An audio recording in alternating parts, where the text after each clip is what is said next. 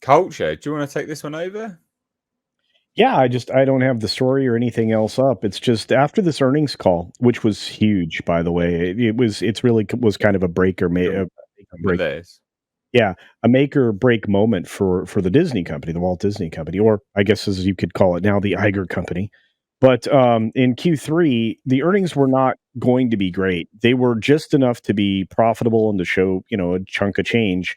But at the same time, it just breaking this down, there wasn't anything here.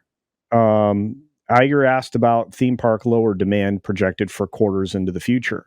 Well, that's an interesting way of saying it because that's kind of how they said there's a lower demand, which that means that the park attendance is tanking, and they Mm. didn't report it that way. They kept it incredibly vague with not a whole lot of specifics, talking specifically about the fact that the global Disney parks and experiences is kind of getting wrecked, and what's offsetting the loss of attendance is the revenue that's driven completely by their price adjustments to everything, especially the theme park prices. And it just they're bullish on global streaming, but that's at the same time where they're looking at significant amounts of churn. They're looking at 40 to 50% churn on customers. I Jesus, mean, it's not yeah it's for that's customers. huge. They're yeah. So they gain 1.5 million customers, but they lose 800,000 in the same period. What does that tell you? Well, they Mm. have net gain, sure, but at the same time, every single one of those customers is somebody you have to advertise to get back. It's the cost of acquiring the customers that really, if you look at this from the business perspective, is ridiculous. It's costing them more to have a streaming service than it is to it would cost them nothing to lease their catalog to Netflix. And it's Mm. what they have done, and all these other studios have done, is put themselves behind the 8 ball in a position where some of them may not exist anymore. Paramount might get parted out, and you'll end up with the best parts of it sticking around at Skydance. You have other elements that'll maybe fall over to Comcast. You have Disney, which is the largest entertainment enterprise in the world, but they're not doing anything with it and losing value at the same time. The biggest part of their revenue has always been their theme parks, and their best one at doing that is in Florida. And they're investing no money there. They're investing a bunch of money in Asia, where two of the parks, those could be seized by the Chinese government at any point in time Yep. with zero restitution to Disney. And not only that, I mean, the IP that's invested over there, who China has no compunction about using and pirating and profiting off of your IP. Mm. So especially if relationships with the United States and other Western countries continue to decline with China, which it's going to. So it overall they came up with these numbers, giving you a reflection of what they did. As in this here, the article talks about a comparison to fiscal 2022.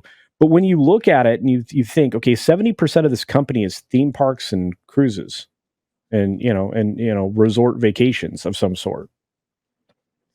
It's not as much of an entertainment company as you think. And when you have less people going to the theme parks, and the only way to countermand that, the lack of demand, is to charge the people who are going even more and offering them even less, that's not a Mm. sustainable model for anybody. So a lot of the people saw that how they arrived at a streaming profit a quarter ahead of time, according to them, does not account for the $5 billion or so dollars that they're going to owe in the future, which is another thing we'll talk about in a few minutes.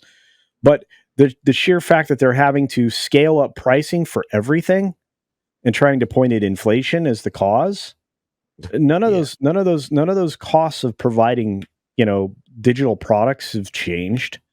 The cruises have not exactly changed substantially, because you've not adjusted your contract wages for all of the foreign folks that work on those cruise ships. Because it's mostly people from not the United States. And it's only only the British folks working on a cruise ship that are, in positions of authority on the cruise ships. So No, that's not true. well, it seems like it. No, it's not true. So most cruise ships are manned by very specific agencies. Will hire specific people from specific Well, locations. So okay. security. Listen, No, I'm listening. security is always done by Indians, right? That's just a fact. Okay. Most of the cleaners, general sort of restocker, laundries, etc. 9 times out of 10, they're always Filipino. Yeah, or similar. Yeah, Hey, or similar, but yes, yeah. yeah. Well, it's Filipino or Malaysia. Yeah. Southeast Asia, basically. Mhm. And then you've also got the officers will either be Greek or Italian, depending on where the ship is out of and where they're running it from. But it's Greek or Italian, generally speaking. But Disney cruises, I'm just not to push back too hard, but Disney cruises usually have Scandinavian and English folks. So there will be in the entertainment stuff. I don't know if that every cruise I've ever been on with Disney has been Scandinavian, either Norwegian or Swedish captain. The officers. Yeah. Oh, okay. Yeah. Well, that's again. Yeah, and or British. I'm not serious. I'm very serious about that. I've been on many of those cruises, and that seems to be who it is. In fact, very skilled officers and pilots too. So because I've been on, I've been on. Quite, yeah. No, I was just gonna say, well, that's interesting because normally, so like celebrity cruises, Greek, if I remember rightly. Yeah. And then most of the other ones are just Italians. Yeah. This last go around, or the last repositioning cruise I was on was there's a reason they hire the people they do is because if they reposition, they have to go through the canal, the Panama Canal. And so anybody who's used to piloting fjords and the Alaskan cruises and things like that. So I like I said, maybe our experience is different because of let's get off cruise talk. For sure. Regardless, back to this. Yeah, you're right. Back to this though. This resulted in basically a tanking of the stock because nobody is believing it anymore. And right now, the last 5 days, it's not done well. Today it was artificially lifted. Because this morning in pre-trading, it was down in the 84s. I didn't think it would get out of the 85s today. When it opened at 85.15, and it got up to 85.80. And now, where are we at? Is that really real? 86.21. Apparently, yeah, it must have gone up. Now, is it live? Yeah, it must have gone up substantially in the last little bit and the volume, if you look at the volume of shares that are traded, it's well over the average daily trading volume for the company. And that's been consistent the last few days as people have been selling off more than they've been buying. And 86 is significantly down, as you can see there in the past 5 days from, right around this time that this call was being done. So from the point that the call was done. Look. Yeah. So funny. I know. Yeah. And everybody points at this year-to-date one, and it's not the lowest it's been all year. No, but again, that's year-to-date. That's not an entire year. Year-to-date is, but for 1 year, it's not the lowest. No, but it's going to get down there. I reckon. And that's when you'll have the billionaires start to buy back in. Yes, true. Yeah, it's still down 2% for the entire year, calendar year, or excuse me, the date to year over year. So yeah, it's terrible. No, it like I said, they're not a positive company, and their PE ratio, if you look at that, that's extraordinarily high. That's extraordinarily high. Yeah, what was the all-time high on their stock culture? 200 and what was it? 202, 204, something like that. 197. No, it got up over 200. Did it? Yeah. Yeah, I thought it was high. Yeah, you should be able to go scroll down on that window. Oh no, you can't. This isn't Yahoo, so I'm not reading it the same way. But yeah, they had just this ridiculous 197. Okay, I'll take your word for it, but I believe it was over 5 years. Yeah. The big peak. I don't know. Yeah. But it was, again, and that was under Chapek. So what does that tell you? Mm. You know? It's funny, isn't it? Yeah. Well, each time it peaks Yeah. is when they're thinking like Bob Iger might leave. That's true. That's actually true. They rewarded the company for getting rid of Iger. That's a really interesting case to make. You know? Yeah, the market doesn't like Iger. Not anymore. They've always responded to other people. So there you go. Wow. Nick, do you want to?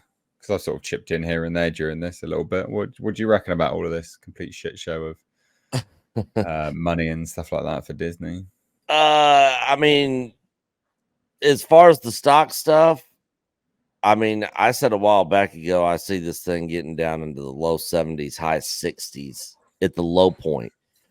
And I think it'll go below that if we have an economic collapse, which a lot of people are saying is going to happen at the end of this year, into maybe end of next year. There's supposed to be some sort of major collapse coming with the housing market and the stock market. And if that happens, I mean, it's going to go down to the subpar numbers, like so bad to where I think it's going to be in like the high 20s, like kind of bad.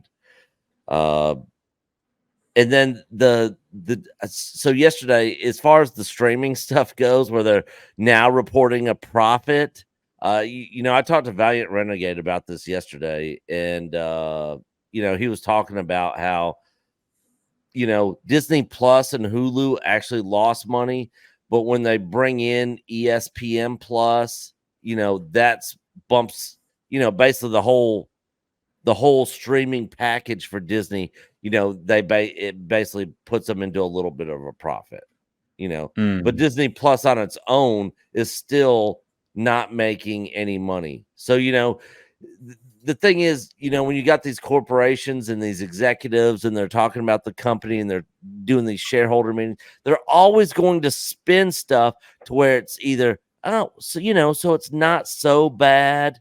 This situation is not that bad because of this or that. You know, well, if you look at this, you can see, you know, they'll spin it some sort of way. And that's basically what they were doing yesterday in this. And as Culture was saying a minute ago, people weren't buying into their BS. So guess what happened with the stock?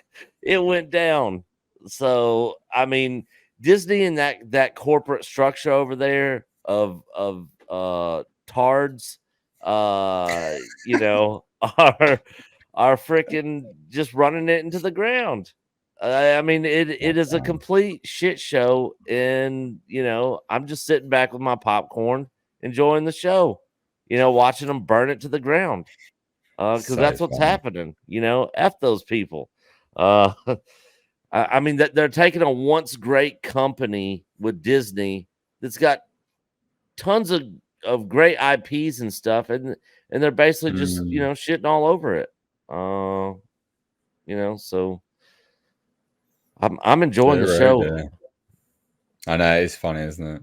Yeah. Just watch it all fall apart. Dear oh dear. Oh well, there we go. Love a bit of Disney and their downfall of garbage.